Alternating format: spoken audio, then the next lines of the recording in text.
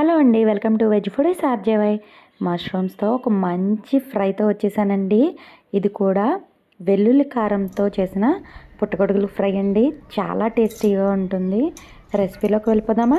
వెళ్ళిపోయే ముందుగా నా ఛానల్ కొత్తగా చూసినట్లయితే సబ్స్క్రైబ్ చేయండి, పక్కన ఉన్న బెల్ ఐకాన్ క్లిక్ చేయండి. మీ ఫ్రెండ్స్ రిలేటివ్స్ కూడా వీడియోని షేర్ చేయండి. మీరు కూడా ట్రై చేసి కామెంట్ చేయడం మర్చిపోకండి. ఇప్పుడు ముందుగా ఒక మూకుడు పెట్టుకొని అందులో 1 స్పూన్ నెయ్యి, 2 స్పూన్ల సన్ఫ్లవర్ ఆయిల్ వేసుకొని నూనె బాగా వేడైన తర్వాత ఇందులో 1 కప్పు ఉల్లిపాయలు పొడుగ్గా సన్నగా కట్ చేసుకొని వేసుకొని కొంచెం సాఫ్ట్గా అయిన తర్వాత ఇందులో ఒక చిటికెడు పసుపు, ఇంకా ఇందులోనే అల్లం వెల్లుల్లి పేస్ట్, ఇంకా ధనియాలు, జీలకర్ర, లవంగం, యాలక్కాయలు వీటన్నిటిని కూడా పేస్ట్లా చేసిన ఈ మసాలా పేస్ట్ కూడా వేసేసి పచ్చివాసన పోయే వరకు బాగా ఫ్రై అవనివ్వాలి. తర్వాత ఇప్పుడు ఇందులో మష్రూమ్స్ని బాగా క్లీన్ చేసుకుని డైరెక్ట్ మష్రూమ్స్లానే వేసేయాలండి. ఇందులో నేను దీన్ని ఇలాగ కట్ చేయడం లేదు, ఏ విధంగా కూడా.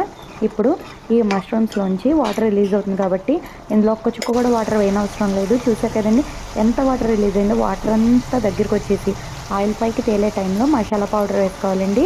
ఇది ఈ ఫ్రైకి ఈ మసాలా పౌడర్ అన్నది, ఈ మసాలా పౌడరే ఇందులో మెయిన్ ఇంగ్రీడియంట్ అండి. ఇది చాలా స్పెషల్. ఈ మసాలా పౌడర్ నేను ఆల్రెడీ ఇంతకు ముందు వీడియోలో అప్లోడ్ చేశాను, కింద లింక్ ఇస్తాను, ఒకసారి చెక్ చేయండి.